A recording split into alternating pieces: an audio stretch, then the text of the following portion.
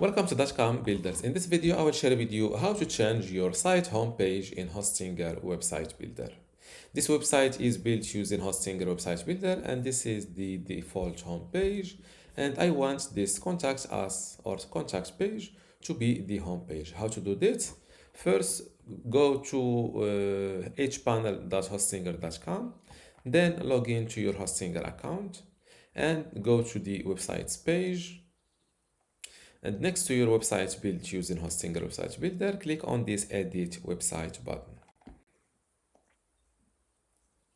This is the same website in Hostinger Website Builder. And to start using this contact page instead of this home page, just go to Pages, and next to the page that you want to make as the home page, click on these three dots and click on and select Make Home Page.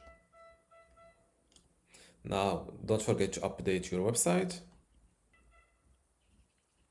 Now that my website is updated, let's see the new home page. And as you see, this is my website home address, and this is the home page changed. And as you see, automatically when you log in on your website address, it uses this selected, or the home page will be the selected one. But as you see here, it is still last in this navigation menu. Now, how to place your selected home page first in this navigation menu? It's simple.